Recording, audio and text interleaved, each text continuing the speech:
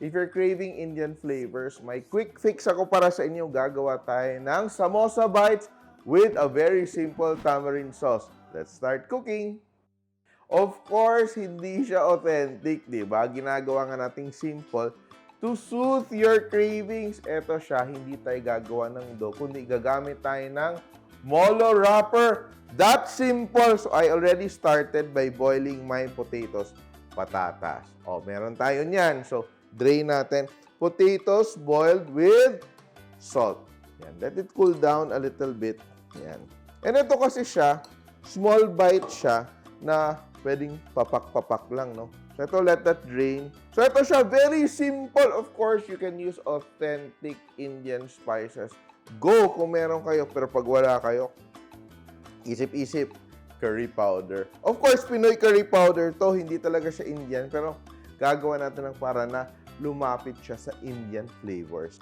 And we will saute onions, ginger, garlic, and ating patatas, we will just chop it up. Chop, chop, chop lang natin. You don't have to be refined. Basta just chop it up. You can even mash it with your fork. We will just continue to smash it when we add it to our pan.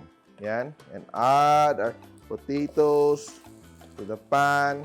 And we will add green peas. Diba? And we will add our curry powder. Diba? You can add whatever you want, mga spices. You can, if you have fresh cilantro, add chopped fresh cilantro. If you want it to be spicy, chili flakes. Pwede ding chopped chili. Season with salt and pepper. Let's set it aside to let it cool down para it's easier to handle, no? So you might even want to, mash the potatoes more.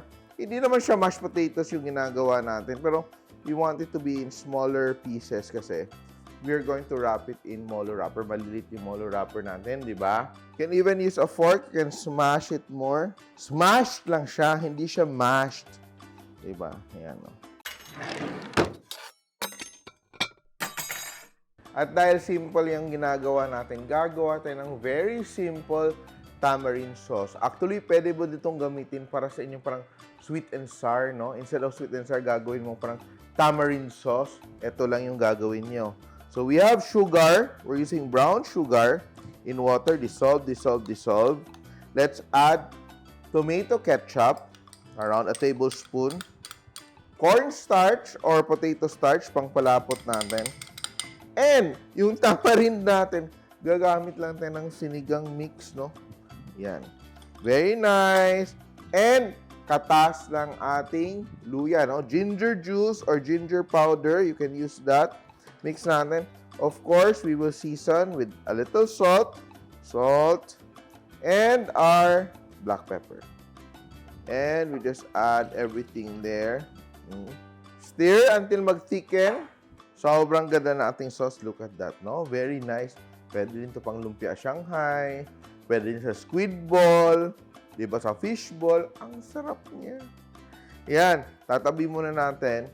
Very simple, no? Gagamit lang tayo ng ating Molo wrapper or siomai wrapper. And a teaspoon. And ito, mixture lang to. Harina at tubig, no? So, stuff natin like a spoonful. So, you can wrap it in any way you want, ha? And it's easy to handle, ha?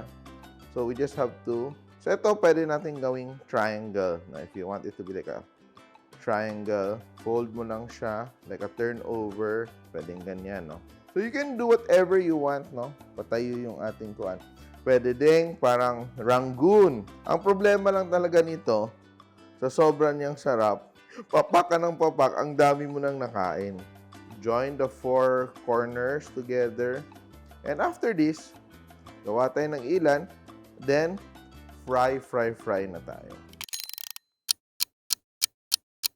Be sure our oil is hot, but not too hot, no? Kasi madaling mag-burn tong ating Molo wrapper.